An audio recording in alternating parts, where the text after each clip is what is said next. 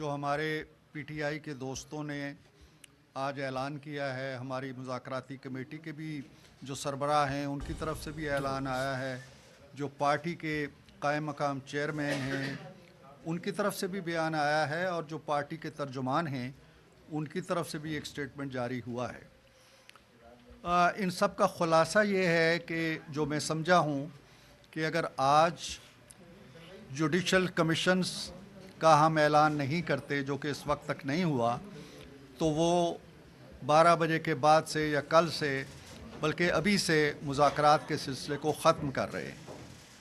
انہوں نے یہ بھی کہا ہے کہ وہ یہ بات اپنے لیڈر جو اڈیالہ جیل کے اندر بند ہیں ان کے ایما پہ یا ان کے حکم پہ یہ کر رہے ہیں۔ میری گزارش صرف اتنی ہے کہ مذاکرات کا یہ عمل ان کی پیش رفت پہ شروع ہوا تھا۔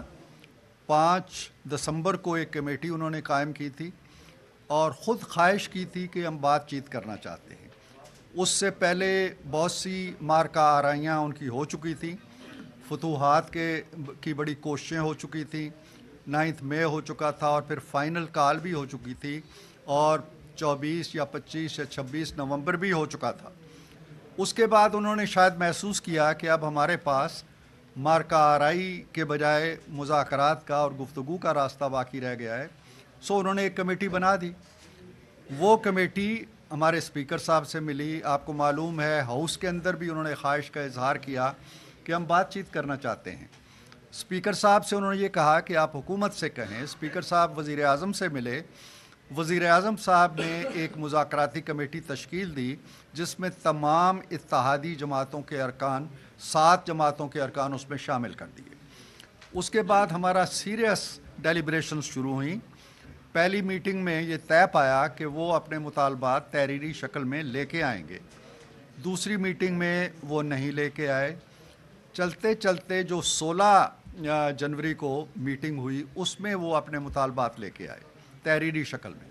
گویا 5 دسمبر سے لے کے 16 جنوری تک اگر آپ گنیں تو اس میں 6 ہفتے لگے ان کو، 42 ڈیز لگے ان کو اپنے مطالبات لانے میں، اور ہم سے یہ تقاضا ہے کہ آپ 7 دن کے اندر اندر ان تمام نکات کا جواب بھی دے دیں، اور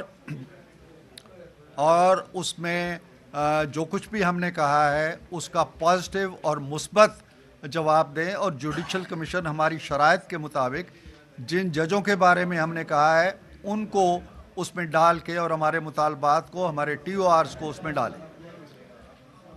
اب ہم نے ان مطالبات کو لے لیا، بڑی سنجیدگی سے لے لیا۔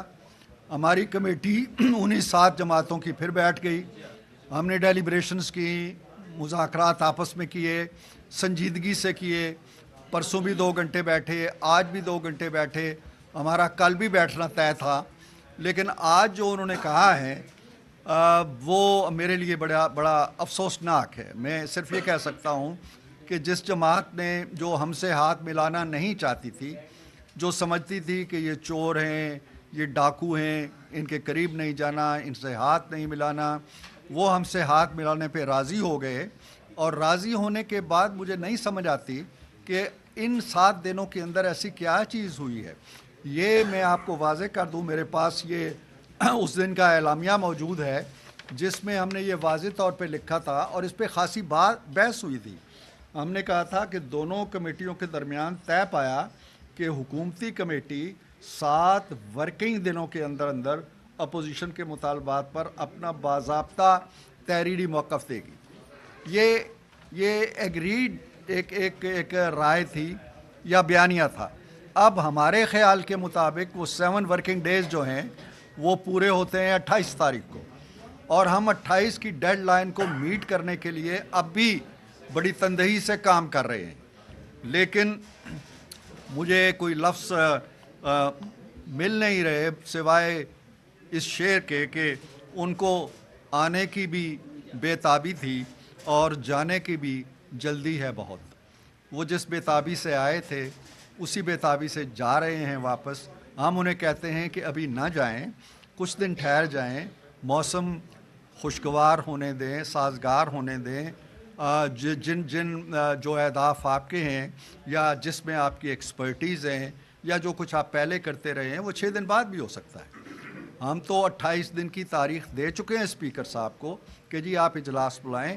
ہم تمام ان کے مطالبات کے بارے میں اپنے اپنے موقف لے کے آئیں گے. ساتوں پارٹیاں جب متفق ہو جائیں گی, جو کہ آلموسٹ ایک رائے ہماری آلموسٹ بن چکی ہے, تو اس کے باوجود ان کا مجھے نہیں سمجھ کہ جو چیز آج 23 تاریخ کو ہونا ناگزیر ہے, ضروری ہے, اتنی ضروری ہے کہ وہ جس مذاکراتی عمل کے لیے بڑے بےتاب تھے اس کو بھی بھاڑ میں جھونکنے کے لیے تیار ہیں. صرف 5 دن مزید انتظار نہیں کر سکتے.